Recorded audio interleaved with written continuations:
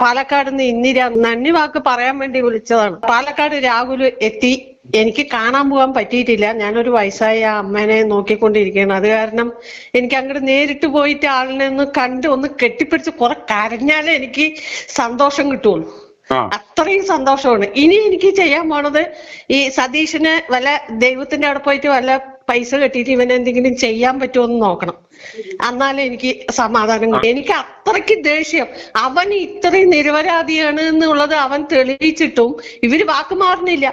പിന്നെ പ്രശാന്ത് BJP-ന്റെ ഞാന് പാലക്കാട് ഒരു ഹോട്ടലില് ജോലി ചെയ്യുന്ന സമയത്ത് മൂത്താന്തരം മൊത്തം അവൻ നോട്ടീസ് അടിച്ചിട്ട് മൂത്താന്മാര് കംപ്ലീറ്റ് BJP-ക്ക് വോട്ട് ചെയ്തില്ലെങ്കിൽ ഇനി അവരെ വീട്ടിലോ അവരുടെ പരിസരത്തോ എന്തെങ്കിലും മരണോ ആയാലോ കല്യാണം ആയാലോ നടന്ന മൂത്താന്മാര് പങ്കെടുക്കില്ല.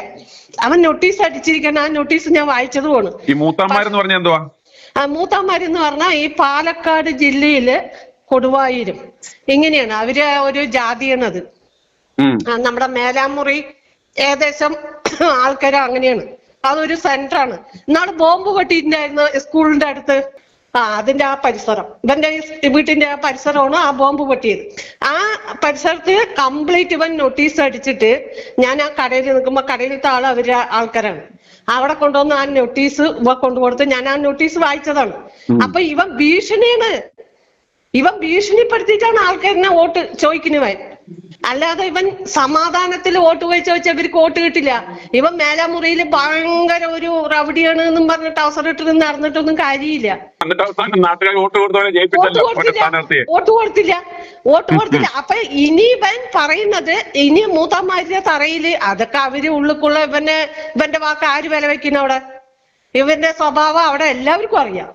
ആ മേലാമുറിയില് മൂത്താന്തറയിൽ എല്ലാവർക്കും അറിയാം. ഇവൻ ഷോയ്ക്ക് കാണിച്ചതുകൊണ്ടോ ഇവന്റെ ഒരു മസിൽ കാണിച്ചത് കൊണ്ടൊന്നും അവിടെ ആൾക്കാർ വീഴില്ല. ഇവനെ ആർക്കും കണ്ടുകൂടാ അവിടെ. അത്രയും വൃത്തികെട്ടവനാണ് ഇവൻ. ഇവൻ പറയുന്നത് അവൻ പെണ്ണുങ്ങളിനെ സംരക്ഷിക്കാൻ. ഇവനാര് പെണ്ണുങ്ങളെ സംരക്ഷിക്കാൻ? പാലക്കാട് ജില്ലയിലെ പാലക്കാട് ജില്ലയില് പെണ്ണുങ്ങൾക്ക് സംരക്ഷിക്കാൻ പെണ്ണുങ്ങൾക്ക് അറിയില്ലേ? അവരുടെ കുടുംബത്തെ ആൾക്കാരില്ലേ? ഇവനാണോ സംരക്ഷിക്കുന്നത്? ഇവന്റെ എന്ത് വിശ്വാസത്തിലാണ് ഇവന്റെ പിന്നാലെ പോണ്? അത്രയും മോശപ്പെട്ടവനാണ് അവൻ. എന്നിട്ട് അവൻ പറയണ് രാഹുലിന് ഞങ്ങൾ ഇവിടെ നിർത്തില്ലാന്ന്. ഇവന്റെ അപ്പന്റെ നാടാണല്ലോ പാലക്കാട് എല്ലാം. അവൻ ഇവിടെ വരെ അവൻ ആൺകുട്ടീനെ പോലെ വന്നു. എനിക്ക് അവനെ പോയി കണ്ട് ഞാൻ കുറെ വിളിച്ചു അവന്റെ ഓഫീസ് നമ്പറിൽ. പക്ഷെ എടുക്കണില്ല. എടുത്താണെങ്കിൽ എനിക്ക് അവന്റെ സൗണ്ട് ഒന്ന് കേട്ടാൽ മതി. അത്രയ്ക്ക് ഞാൻ ദൈവത്തിനോട് ഡെയിലി ദൈവത്തിനോട് പ്രാർത്ഥിക്കുന്നത് എന്റെ മാനം ഒന്നുമില്ലാണ്ടിരിക്കട്ടെ, എന്റെ മാനം ഒന്നുമില്ലാതിരിക്കട്ടെ, ഇവിടെ വരട്ടെ എന്നാണ്. ഞാൻ ഇവൻ വന്നില്ല എന്ന് വെച്ചാൽ ഞാൻ ഇനി വോട്ടേ ചെയ്യില്ല എന്ന് തീരുമാനിച്ചാണ്. രാഹുൽ പാലക്കാട് വന്നില്ലെങ്കിൽ ഞാൻ ഇനി വോട്ട് ചെയ്യില്ല, ആർക്കും ചെയ്യില്ല എന്ന് വിചാരിച്ചാണ്. എന്റെ മകനെത്തി അവനെ കണ്ട് ഒന്ന് അവന്റെ അടുത്ത് പോവാൻ എനിക്കൊരു സമയം കിട്ടിയില്ല. സമയം കിട്ടുകയല്ല, ഇവിടെ വയസ്സായ ഒരു അമ്മനെ നോക്കുമ്പോ അവിടെ ആളില്ല. എനിക്ക് ഇട്ടിട്ടൊന്ന് ഓടിപ്പോയി അവനെ കണ്ടിട്ട് വരാനുള്ള ഒരു ഇതില്ല. ഞാൻ 2 മാസം കഴിഞ്ഞാലും ഞാൻ അവനെ പോയി കണ്ട് അവന്റെ അടുത്ത് സംസാരിച്ചിട്ടേ വരുള്ളൂ. അവൻ തന്നെ നമ്പർ എനിക്ക് ഞങ്ങളുടെ അവിടെ വന്നപ്പോ ഞാൻ അവനെ കാണാണ്ട് വോട്ട് ചെയ്യില്ല എന്ന് പറഞ്ഞു കഴിഞ്ഞ ഇലക്ഷന്. അപ്പൊ അവൻ എന്നെ കാണാൻ വന്നിട്ട് എനിക്ക് നമ്പർ തന്നതാണ്. അത് ഓഫീസ് നമ്പറാണ്. അവന്റെ പേഴ്സണൽ നമ്പർ എനിക്ക് കിട്ടിയിട്ടില്ല. ഇല്ലെങ്കിൽ ഞാൻ അവനെ പോയി കണ്ടേനെ. അത്രയും എനിക്ക് സാറിനോട് എത്ര പറഞ്ഞാലും തീരുന്നില്ല. എന്താ പറഞ്ഞ സാറ് ഇത്രയും അവന് വേണ്ടി സംസാരിക്കണ്ടല്ലോ, അത് തന്നെ വലിയ കാര്യം. സാറിന് ദൈവം അനുഗ്രഹിക്കട്ടെ. എന്തായാലും അവൻ ഇനി ഈ ജനങ്ങൾ അവനെ മനസ്സിലാക്കും. അവൻ തെറ്റ് ചെയ്തിട്ടില്ല എന്ന് 100% എനിക്ക് ഉറപ്പുണ്ട്. ഇവിടുത്തെ പാലക്കാട് ജനങ്ങൾക്ക് ഉറപ്പുണ്ട്. ഇപ്പൊ അവൻ വന്ന് ഇറങ്ങിയതും കണ്ടില്ലേ ജനങ്ങൾ അവന്റെ ഒപ്പം നിൽക്കുന്നത്? സാർ കാണുന്നില്ലേ എത്രയും ജനങ്ങൾ അവിടെ നിൽക്കുന്നത്? അപ്പൊ അതുപോലെയുള്ള സ്ത്രീകള്, അമ്മമാര്, പെങ്ങന്മാര് എല്ലാവരും അവന്റെ ഒപ്പം നിൽക്കും. ഇപ്പൊ അടുത്ത ഷാഫിനെ പിടിച്ചിട്ടുണ്ട്. ഇനി ഉമ്മൻചാണ്ടി സാറിന്റെ മാന്യം കൂടെ പിടിക്കാനുള്ളൂ ഇവർക്ക്. വേറെ എല്ലാവരും പിടിച്ച് ഇപ്പൊ കഴിഞ്ഞു. ഇപ്പോഴത്തെ നിലവിൽ കഴിഞ്ഞു. ഇനി ഉമ്മൻചാണ്ടി സാറിന്റെ മകനും കൂടി അവിടെ ഉണ്ട്. അവനെയും കൂടി ഇനി വിട്ടുപിടിക്കുമോ എന്ന് അറിയില്ല. ഇപ്പൊ അടുത്ത ഷാഫിനെ പിടിച്ചിരിക്കുന്നു. ഷാഫിന്റെ ശരിക്കുള്ള സ്വഭാവം അവർക്ക് അറിയാണ്ടാണ്. ഷാഫി പാലക്കാട് 10 കൊല്ലം MLA ഇരുന്നാണ്. അവനെ അറിയാത്ത ഒരാൾക്കാരും ഇല്ല. അവൻ ഒരു വീട്ടിലെ ഏട്ടനായിട്ടും അച്ഛനായിട്ടും ആങ്ങളയായിട്ടും ഒക്കെ ഉള്ളവനാണ് അവൻ. അവനെ അറിയാത്ത പാലക്കാട് ജില്ലയിൽ ആരുമില്ല. ഇവരെന്ത് പറഞ്ഞാലും അവനൊന്നും ഏൽക്കുകയില്ല. അത്രയും ഇതാണ് സാറ് പറഞ്ഞ് ഇത്രയൊക്കെ ചെയ്ത് കൊടുക്കണ്ട. ഇനിയും ചെയ്യണം സാറ്. ഇനിയും ഞങ്ങളെ പോലെയുള്ള പാവപ്പെട്ട അമ്മമാര് വിളിക്കുമ്പോ സാറ് എടുത്ത് ഇതുപോലെ അവതരിപ്പിക്കണം കാര്യങ്ങൾ. സാറ് ഇത് ഇനി ഇങ്ങനെ തുടർന്ന് പോട്ടെ സാറേ. ഞങ്ങളെ പോലെയുള്ള അമ്മമാർക്ക് നിങ്ങളുടെയൊക്കെ ഒരു സഹകരണം ഉള്ളത് കൊണ്ടാണ് ഞങ്ങൾക്ക് ഞങ്ങളുടെ വിഷമം സാറിനോട് പറയാൻ പറ്റുന്നത്. പിന്നെ എനിക്ക് ഒന്നും കൂടി പറയണം, ആ റിപ്പോർട്ട് ചാനലുകാർക്ക് കേസ് കൊടുക്കാൻ പറ്റുമോ? നമ്മൾക്ക് ഈ പൊതുപ്രവർത്തകർക്ക് ചെയ്യാൻ പറ്റുകയാണെങ്കിൽ ഞാൻ നേരിട്ട് തന്നെ പോയി കൊടുക്കാം. ഇതുപോലെ റിപ്പോർട്ടർ ചാനലുകാർ ഇങ്ങനെ ഈ ഇല്ല കഥ പറഞ്ഞ് ജനങ്ങളുടെ മാനസിക തകരാറ് ഉണ്ടാക്കുകയാണ് പറഞ്ഞ് കൊടുക്കായിരുന്നു. എന്താ പറഞ്ഞ ജനങ്ങൾ ഇത് കേട്ടോണ്ടിരിക്കുകയാണ്. കുട്ടികള്, അമ്മമാര്, ആങ്ങളമാര് എല്ലാവരും കേട്ടോണ്ടിരിക്കുകയാണ്. ഇവരെന്താണ് നല്ലത് ചെയ്യണം. ആർക്കും നല്ലത് തെറ്റ് കണ്ടിട്ടുണ്ടെങ്കിൽ പറയണം. അത് വേണ്ടെന്ന് നമ്മൾ പറയണില്ല. ഈ തെറ്റില്ലാത്തതിന് പീഡിപ്പിച്ചു ചാനല് തുറന്ന രാഹുല് പീഡിപ്പിച്ചു. രാഹുല് ഗർഭം കലക്കി. എന്താ വരിവരിയായിരിക്കണം അവൻ കലക്കാൻ. 14 ജില്ലയിലും പണം കളഞ്ഞ് നിൽക്കണല്ലോ അവനെ കലക്കാൻ വേണ്ടിയിട്ട്. അവന് നല്ല തന്തയ്ക്ക് ഉണ്ടായതാണ് രാഹുല്. ഒരച്ഛൻ ഉണ്ടായതാണ്, നല്ല അമ്മയ്ക്കും ഉണ്ടായതാണ്. അതുകൊണ്ട് അവന്റെ സംസ്കാരം അതിനെ അനുവദിക്കില്ല. ഈ പറയുന്ന റിപ്പോർട്ട് ചാനലായാലും ശരി, ഏത് ചാനലായാലും ശരി, അവന് ആ അമ്മയും പങ്ങളും അവന്റെ ഒരു ആൺകുട്ടിയല്ലേ അവൻ. ഇപ്പൊ ഞാനൊരു മെസ്സേജ് അവനിടുകയാണ്, ഓക്കെ നന്നായി, ഉണ്ടോ, ഉറങ്ങിയ, ഇതൊക്കെയാണ് കംപ്ലൈന്റ്. ഇപ്പൊ ഞാൻ അവന് മോനെ ഒന്ന് ഫോൺ എടുക്കടാ, എനിക്ക് നിന്റെ സൗണ്ട് കേട്ടാൽ മതി പറഞ്ഞ അവന്റെ ഫേസ്ബുക്കിൽ ഞാനൊരു മെസ്സേജ് ഇട്ടിട്ടുണ്ട്. അവൻ നോക്കിയിട്ടില്ല. പക്ഷെ അതുകൊണ്ട് എന്നെ പീഡിപ്പിച്ചവേ. ഇതൊക്കെയാണ് ആൾക്കാര് ഈ ചാനലുകാർ പറഞ്ഞുകൊണ്ട് നടക്കണേ. ഈ ചാനലുകാർ കുറ്റിയേറ്റ് പോട്ടെ, നശിച്ചു പോട്ടെ. ആഗോള വെടിസംഗമം കേട്ടു.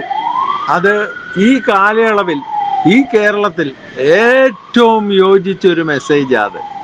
എല്ലാവർക്കും സുൽമാൻ സാറേ ഇതറിയാം. ആർക്കും അത് വിളിച്ച് പറയാനുള്ളൊരു തൻ്റെ ഇടമില്ലെന്നേ ഉള്ളൂ. എല്ലാവർക്കും അറിയാം.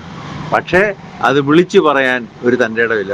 ആണും പെണ്ണും തമ്മിൽ വൃത്തിയായിട്ട് നമ്മൾ ഒരുമിച്ച് നിൽക്കണം എന്ന് പറഞ്ഞുള്ളൊരു സാഹചര്യം. നല്ലവരൊരുപാടുണ്ട്, ദൈവഭയമുള്ളവർ, കുടുംബം നോക്കുന്നവർ, പിള്ളേരെ നോക്കുന്നവർ ഒരുപാടുണ്ട്. പക്ഷേ ഈ നാടിനെ ദൈവം നാശത്തിനൊഴിഞ്ഞിട്ടിരിക്കുക. ഒരു പൊളിറ്റിക്കൽ വ്യത്യാസവും കൂടെ, സംഭവവികാസവും കൂടെ ഇന്നലെ കേട്ടു. NSSും മാർക്സിസ്റ്റ് പാർട്ടിയോടുകൂടെ ചേർന്നു. അതായത് SNDP, NSS, Marxist party. In case Congress വന്നാൽ തന്നെ നാരോ എസ്കേപ്പ്, വളരെ നാരോ എസ്കേപ്പ്. അതിനുള്ള സാഹചര്യങ്ങൾ തന്നെ കുറവാണ്. നീ കയറിക്കഴിഞ്ഞാൽ തന്നെ തമ്മിൽ തല്ലത്തേ ഉള്ളൂ. ഈ നികൃഷ്ട ജന്തുക്കൾ ഭരിക്കുകയല്ല. കാരണം എനിക്ക് തോന്നിയൊരു അഭിപ്രായം എന്നാണെന്നറിയാമോ? ഒരു നാശമാണ് നമ്മളെ വെയിറ്റ് ചെയ്യുന്നതെങ്കിൽ അത് നമ്മളൊരു പ്രശ്നം, നമ്മളെ കാത്തിരിക്കുന്ന ഒരു വലിയ പ്രശ്നമാണ്, തകർത്ത് തരിപ്പണമാക്കുന്ന ഒരു പ്രശ്നമാണെങ്കിൽ എൻ്റെ ഒരു കാഴ്ചപ്പാട്, ഒരു ദിവസം മുമ്പേ അതിലേക്ക് ഇടിച്ച് നമ്മൾ അങ്ങോട്ട് ചെന്നങ്ങ് കയറുക. കാരണം ശരിക്കും പറഞ്ഞാൽ അതിനുള്ള വാക്ക് അത് തന്നെ. ആ കഴപ്പങ്ങ് മാറും. ഇപ്പം 4 നേരം ഭക്ഷണം കഴിക്കുകയും സ്വസ്ഥയും സമാധാനത്തോടും ജീവിക്കുന്നത് കൊണ്ടുള്ള കഴപ്പാണ്. ഒരു ടേമും കൂടി ഇവരുടെ കയ്യിലോട്ട് കിട്ടിക്കഴിഞ്ഞാൽ ഉണ്ടല്ലോ, ഇത് കുളവാക്കി മനുഷ്യൻ അനുഭവിച്ച്, BJP അല്ല, ഇതിലും വലിയ പിശാചുക്കളുടെ പാർട്ടി വല്ലതും ഉണ്ടെങ്കിൽ അവരെ പിടിച്ച് ഈ ഭരണം ഏൽപ്പിക്കും. കാരണം ഇവരെക്കാൾ അവർ നല്ലതാണ് എന്നുള്ളൊരു ബോധ്യത്തോടെ ഏത് പിശാചു വന്നാലും ഇവരെക്കാൾ നല്ലതാണെന്ന് പറഞ്ഞ് ഏൽപ്പിക്കും. ആ ഒരവസ്ഥ ഉണ്ടാകുന്നല്ല. ഇവൻ്റെയൊക്കെ കഴപ്പ് തീരട്ടെ. ഇപ്പം സതീശൻ എടുത്തിരിക്കുന്ന തീരുമാനം എനിക്ക് മനസ്സിലായിടത്തോളം കോൺഗ്രസ് നശിക്കുന്ന ഒരു വിഷയമല്ല. ഞാനല്ലെങ്കിൽ എനിക്ക് ശേഷം പ്രളയമെന്ന് പറയുന്നതല്ല, എനിക്കിരിക്കാൻ പറ്റിയില്ലെങ്കിൽ നശിപ്പിച്ചു കളയുക. അല്ല, പിണറായി എന്ന് പറഞ്ഞാൽ അവൻ്റെ ഒരു ബുദ്ധി ഉപയോഗിച്ച് അവൻ ചില കരുക്കൾ നീക്കി ആളുകളെ കൂടെ നിർത്തി ജയിച്ചു, 100 സീറ്റിനടുത്ത് മേടിച്ചു. പക്ഷേ ഇവൻ്റെ പോളിസി അതല്ല. എനിക്ക് കിട്ടിയില്ലെങ്കിൽ നശിപ്പിച്ചു കളയുക എന്നുള്ളൊരു പോളിസിയാണ്. പറഞ്ഞാൽ അത് തന്നെ ആയിക്കോട്ടെ, നശിക്കട്ടെ. അതായത് എൻ്റെ മനസ്സിൽ തോന്നിയൊരു സംഗതിയാണ് പറയുന്നത്. ഒരു നെഗറ്റീവ് ആറ്റിറ്റ്യൂഡാണ്. എങ്കിലും കോൺഗ്രസ് ഒരു കാരണവശാലും വരികയില്ല. വന്നാൽ അവർ ഭരിക്കുകയില്ല. ഇവർ തമ്മി തല്ലി 3 ദിവസത്തിനാവും അടുത്ത ഇലക്ഷനിലേക്ക് കാര്യങ്ങൾ നീക്കും. കോടാനുകോടിയുടെ കമ്മിറ്റ്മെന്റ് വീണ്ടും ഈ നാടിനുണ്ടാക്കി വെക്കും എന്നും പറഞ്ഞ് ഇവർക്ക് എതിരെ ബോംബെറിഞ്ഞ് തകർത്ത് കളയുന്നതാണ് ബുദ്ധി എന്ന് എൻ്റെ ഒരു ഇത് പറയുന്നത്. കാരണം അറ്റ്ലീസ്റ്റ് നമ്മുടെ അടുത്ത ജനറേഷൻ 5 വർഷം കഴിഞ്ഞുണ്ടാകുന്നവർക്കേലും ഈ ഭൂമിയിൽ അവശേഷിക്കുന്നവർക്കേലും മനസ്സമാധാനം കിട്ടുമല്ലോ. കാരണം കിരാത ഭരണമായിരിക്കണം അടുത്ത്. അതായത് എനിക്ക് മനസ്സിൽ ദൈവം തോന്നിക്കുന്ന ഒരു സംഗതി എന്താണെന്ന് ചോദിച്ചാൽ, നമ്മുടെ ഡെയിലി നീഡ്സ് മുഴുവൻ ലക്ഷറി ആവുമെന്നല്ല, അഫോർഡ് ചെയ്യാവുന്നവൻ മാത്രം ഉപയോഗിച്ചാൽ മതി എന്നേ. അഫോർഡ് ചെയ്യാവുന്നവൻ മാത്രം ഉപയോഗിച്ചാൽ മതി ആ ഒരവസ്ഥയിലേക്ക്. എന്ന് തന്നെയല്ല, ഇന്നലെ ബിലോ മിഡിൽ ക്ലാസ് എന്ന് പറയുന്ന, അല്ലെ ലോവർ മിഡിൽ ക്ലാസ് എന്ന് പറയുന്ന ആ അവരുടെ ഇടയിലേക്ക് പൈസയുടെ ഒരു ഫ്ലോ ഉണ്ടാവും. കാരണം അവരുടെ കൂടെ നിൽക്കാൻ ഇപ്പം കൂടുതൽ, പിന്നെ അതുപോലെ തന്നെ സമ്പന്നര് കൂടുതൽ വർദ്ധിപ്പിക്കും ഈ പൊളിറ്റിക്സുമായിട്ട് ചേർന്ന് നിൽക്കുന്നവര്. അതുപോലെ തന്നെ ഇവര് ഗീജയെ വിളിച്ച് ഇവർക്ക് അനുകൂലമായി പുതിയ പുതിയ വ്യവസ്ഥകൾ വരും. ഈ മിഡിൽ ക്ലാസ് എന്ന് പറയുന്നവനാണ് ഏറ്റവും കൂടുതൽ ദുരിതം അനുഭവിക്കാൻ പോകുന്നത്. സുൽമാദ് സാർ പറഞ്ഞ പോലെ ഇവൻ സേഫ് ആയിരിക്കും, നമ്മുടെ സതീശൻ. ഒരു വിധത്തിൽ പറഞ്ഞാൽ അതാണ് നമ്മളെ കാത്തിരിക്കുന്നതെങ്കിൽ അത് തന്നെ ഉണ്ടാകട്ടെ. കാരണം ഏതായാലും ഇവരിനിയും ഭരണത്തിൽ ഇനിയും വന്നാൽ പോലും ഉമ്മൻചാണ്ടി വന്ന പോലെ ഒറ്റ MLA-യുടെ മുഴുപ്പിലായിരിക്കും, അല്ലെ 2 MLA-യുടെ മുഴുപ്പിൽ. ഈക്വൽ സ്ട്രെങ്ത് ആണ് രണ്ടുപേർക്കും അസംബ്ലിയിലെങ്കിൽ പൊരിക്കും ഇവന്മാരെ പൊരിക്കും. പിന്നെ ഇതിനുവേണ്ടി എഫേർട്ട് എടുക്കാതിരിക്കുന്ന നല്ലത്. രണ്ടാമത് സുൽമാത്യു സാർ ഇപ്പം പറഞ്ഞ ആ സംഗതി, ആഗോള വെടിസംഘം. ഇവിടെ 3 ടൈപ്പ് ഓഫ് വെടി. ഞാൻ ഈ ഹോട്ടൽ ഫീൽഡിൽ ഇരുന്ന ഒരാളായതുകൊണ്ട് എനിക്കിവരെ കണ്ടാൽ പെട്ടെന്ന് മനസ്സിലാവും. 3 ടൈപ്പ് വെടികളാണ് ഇവിടെ.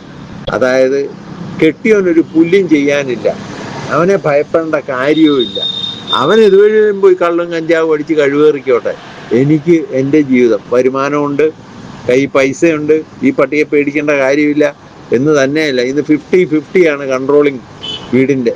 ഉടനെ അവളുമാർ തോന്നിവാസം സൂഹിക്കാൻ വേണ്ടിയും തോന്നിവാസത്തിൻ്റെ ഇതായിട്ട് അവർ നടക്കുന്ന കുറേ വെടികൾക്ക് ഇത് പക്കാ ബിസിനസ്സാണ്.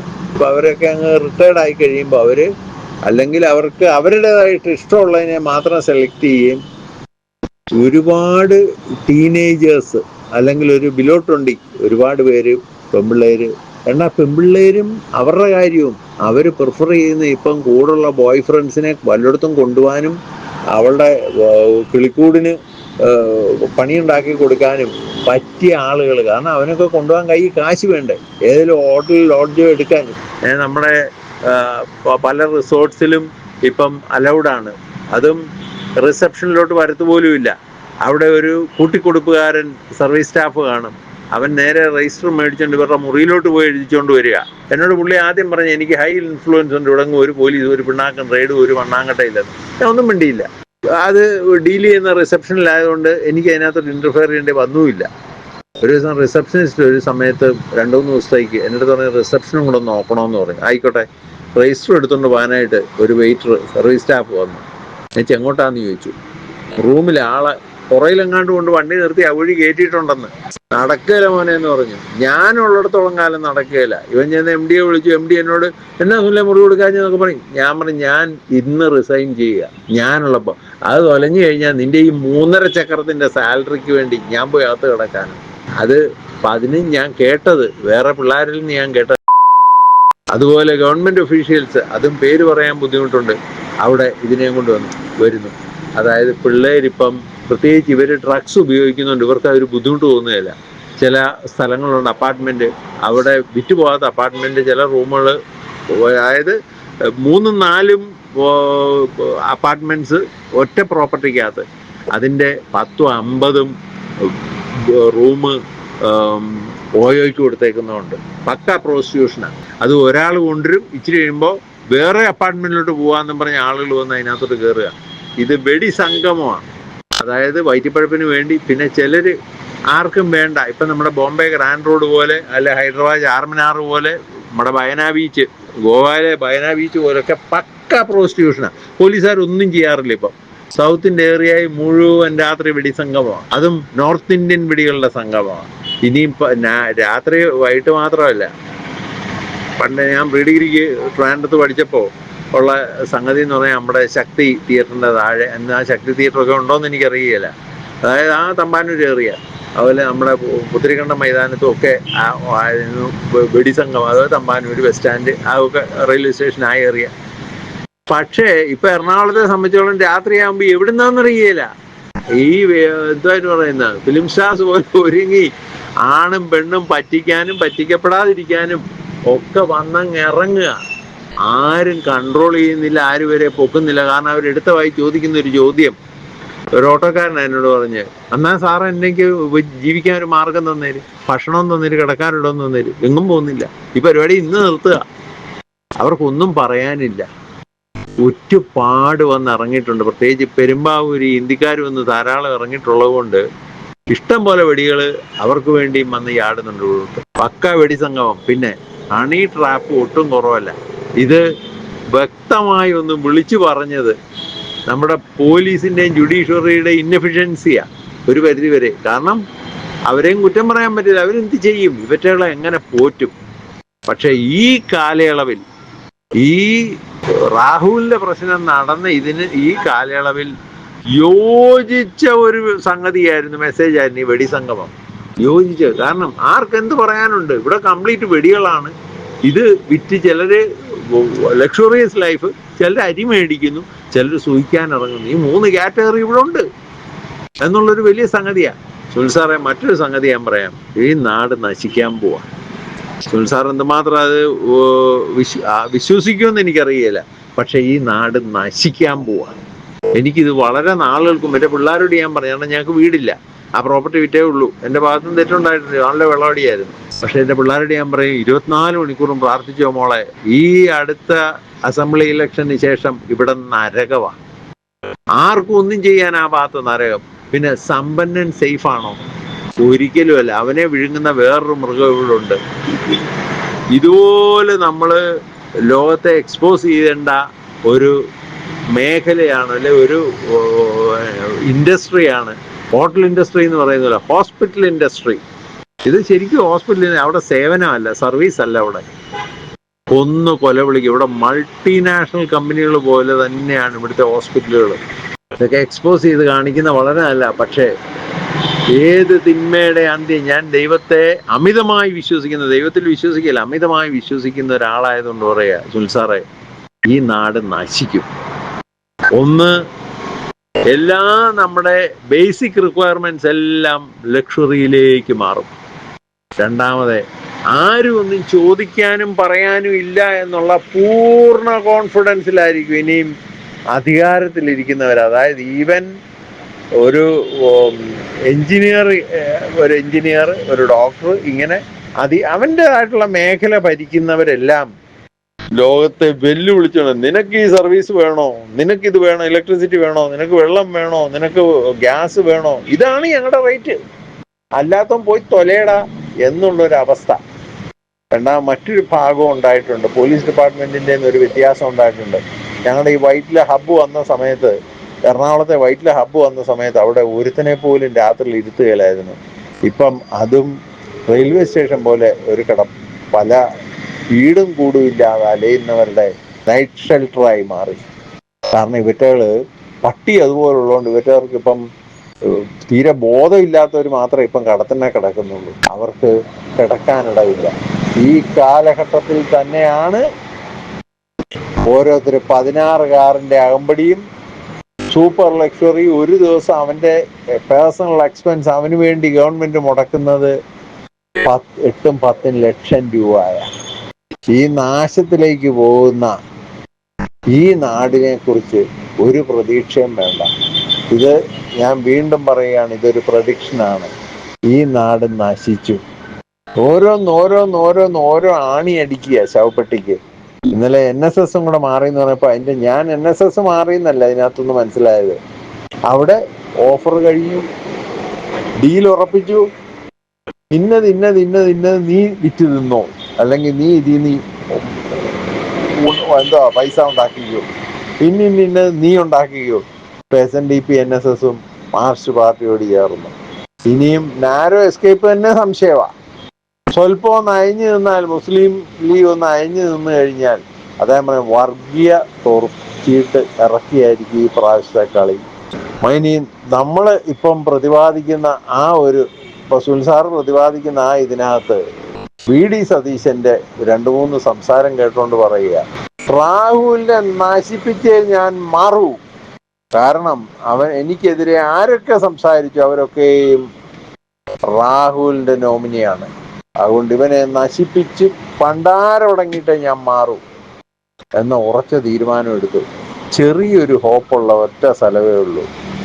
വയനാട് മുഴുവൻ രാഹുലിന് ഫേവറായും VD സതീശനെ ഇറക്കിയേ പറ്റൂ എന്നും പറഞ്ഞ് ഇറങ്ങുക, അല്ല സുധാകരനെ ഒന്ന് പ്രൊമോട്ട് ചെയ്യുക.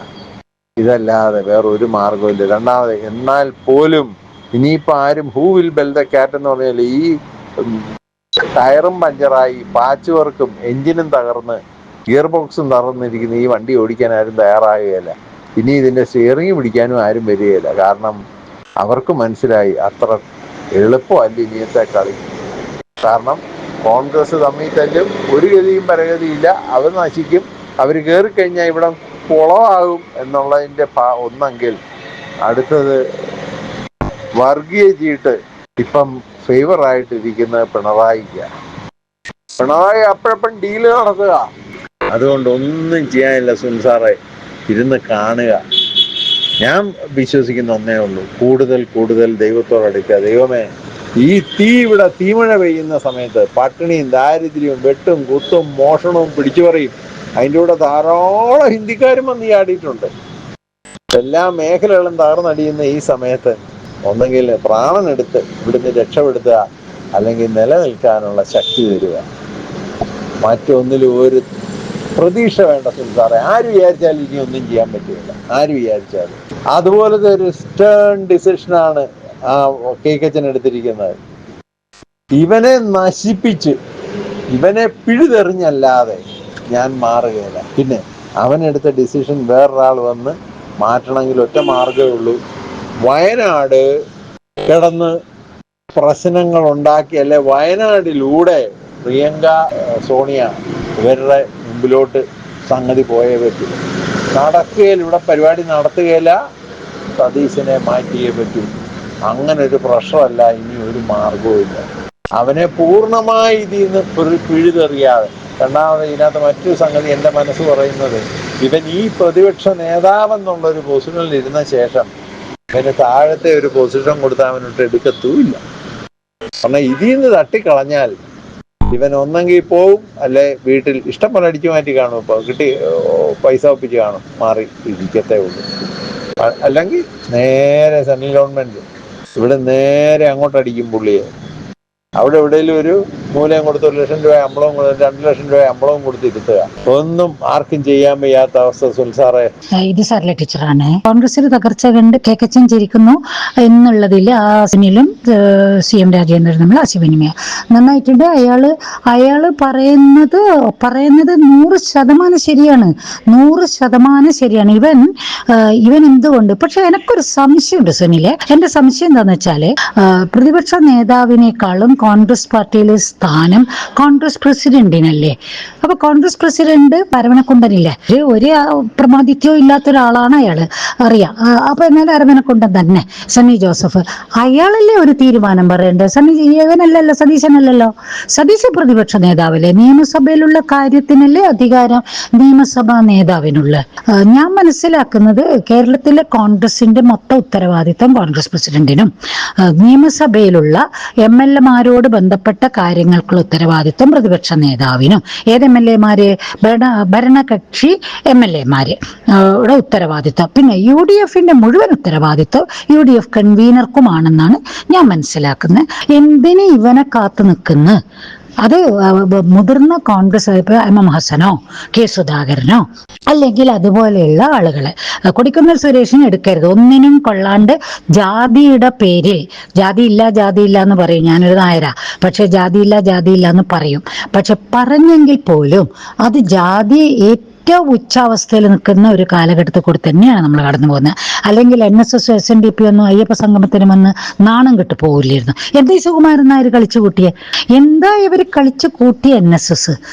ഇവൻ വിചാരിക്കും സുകുമാരൻ നായർ ഇറങ്ങി പുറപ്പെട്ടു പോയി പണം വാങ്ങി NSSന്റെ ഭണ്ണാരത്തിൽ കൊണ്ട് ഇട്ട് കഴിഞ്ഞാൽ സർവ്വനായന്മാരും വോട്ട് ചെയ്യുന്ന നാണം കെടുവല്ലേ ചെയ്യാൻ സുകുമാരൻ നായർ? ചെയ്യൂല. നായന്മാർക്കൊരു സ്ഥാനമുണ്ട്, നായന്മാർക്ക് ഒരു സമൂഹത്തിലൊരു വിലയും നിലയുണ്ട്. ഇവന്റെ മാതിരി പണം വാങ്ങി ചെയ്യില്ല സുകുമാരൻ നായർ. അയാൾ ആ പൊസിഷൻ എന്നിട്ട് ഇറങ്ങിയില്ല. മന്നത്ത് പത്മനാഭന്റെ കാലിലെ നഖത്തിന് കൊള്ളുവോ ഇവനൊക്കെ കൊള്ളുവോ? ഇപ്പൊ ഈ കേക്കച്ചന്റെ കാര്യം വച്ചിരിക്കുന്നത്, അവനെ ഇങ്ങനെ പൂർണ്ണമായി വെക്കരുത്, അവന്റെ അഭിപ്രായം മാത്രം എടുക്കരുത്. അവനെ ഉൾക്കൊള്ളിക്കാം അഭിപ്രായം പറയാൻ, പക്ഷെ അഭിപ്രായം എടുക്കേണ്ട നിയമപ്രകാരം ആരാണോ അവര് പറയണം.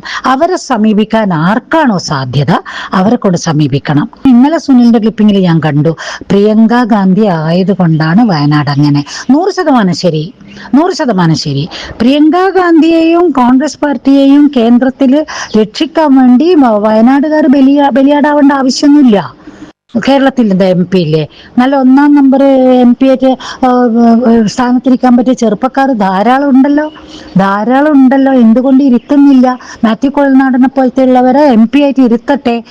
എന്നിട്ട് മൂവാറ്റുപുഴ വേറെ മറ്റേതെങ്കിലും കോൺഗ്രസ് സ്ഥാനാർത്ഥികളെ വെച്ച് ജയിപ്പിക്കട്ടെ. അങ്ങനെയൊക്കെ ചെയ്യണം. ഇനി പ്രിയങ്ക ഗാന്ധിനെ രക്ഷിക്കാൻ വേണ്ടിയിട്ട് എന്തിനാ വയനാടുകാർ ബലിയാടാവുന്നു? നിന്റെ അഭിപ്രായം 100%. ഞാൻ കോൺഗ്രസ്സുകാരിയാ. ഞാൻ കോൺഗ്രസ്സുകാരി എന്നത് എൻ്റെ ജീൻസ് അതാണ്, എൻ്റെ ബ്ലഡ് അതാണ്, അത് മാറൂല. അവരെന്ത് തെറ്റ് ചെയ്തു കഴിഞ്ഞാൽ ആ തെറ്റിനെ ഞാൻ പരാമർശിക്കുക, തെറ്റിനെ ഞാൻ വിമർശിക്കുക എന്നല്ലാതെ എനിക്കത് മാറാൻ പറ്റില്ല. അത് അങ്ങനെയാണ് മിക്ക കോൺഗ്രസ്സുകാരും. നമ്മളൊക്കെ വാസ്തവത്തിൽ ഈ ആൾക്കൂട്ട പാർട്ടിയായി മാറിയതാ നമ്മളെ കോൺഗ്രസ്, നേതാക്കന്മാരെ കഴിവുകേട് കൊണ്ട്. അതിലിപ്പോ ഒരു നേതാവാണ് ഞാനിപ്പോ കണ്ടെടുത്ത സതീശൻ, VD സതീശൻ. അവൻ എന്തെങ്കിലും പണം വാങ്ങിയിട്ടോ എന്തെങ്കിലും തിരിമറി ചെയ്തിട്ടോ അല്ലെങ്കിൽ എന്തെങ്കിലും സുഖലോലുപതൊക്കെ വിദേശ രാജ്യങ്ങളിൽ പോകുന്നുണ്ടോ അവൻ പോയിക്കോട്ടെ. അവനെന്തിന് കോൺഗ്രസ് പാർട്ടീനെ അതിൽ കൊണ്ട് പണയം വെക്കേണ്ട ആവശ്യം എന്താ? അതാണ് എനിക്കറിയേണ്ടത്. കോൺഗ്രസ് പാർട്ടീനെ പണയം വെക്കണ്ടേ? ഇല്ലല്ലോ. കോൺഗ്രസ് ആയിരിക്കട്ടെ. എന്തിനെ അവന് പണയം വെച്ചുകൊണ്ട് പോകുന്നു? അവന് താല്പര്യമില്ല. അവൻ CPM പോട്ടെ. അവനെന്തിനാ വീട്ടിന്റെ 2 പറമ്പിലെ 2 തിണ്ടത്ത് കാലും വെച്ച് ശശി തരൂർ നിൽക്കുന്ന മാതിരി നിൽക്കേണ്ട ആവശ്യമില്ലല്ലോ. പോയിക്കൂടെ ഇവർക്കല്ലോ. ഇപ്പൊ നല്ല ചാൻസ് ആയിരുന്നു ശശി തരൂർ ആത്മാർത്ഥമായി കോൺഗ്രസിൽ ഉണ്ടായിരുന്നെങ്കിൽ. ഈ കളി തന്നെയാണ് ശശി തരൂരോട് കളിച്ചത്. അയാൾക്ക് കൊടുക്കേണ്ട സ്ഥാനമാനങ്ങൾ കോൺഗ്രസ് പാർട്ടി കൊടുത്തില്ല. സത്യമുണ്ട്. അയാൾ ഇരുത്തേണ്ട സ്ഥാനത്ത് ഇവിടുത്തെ കോൺഗ്രസ്സുകാർ ഇരുത്തിയിട്ടില്ല. കാരണം അയാൾ വിദേശത്തൊക്കെ പഠിച്ചു വളർന്ന് നമ്മളെക്കാൾ അറിവുണ്ട്. പിന്നെ അവനെന്തിനാ നമ്മൾ അങ്ങനെ? ആ ഒരു രീതി പാടില്ല. i2i News, an eye for truth. i2i News subscribe ചെയ്തിട്ടില്ലാത്തവർ ഇപ്പോൾ തന്നെ സബ്സ്ക്രൈബ് ചെയ്യുക. നോട്ടിഫിക്കേഷൻ ലഭിക്കുവാൻ ബെൽ ബട്ടണും അമർത്തുക.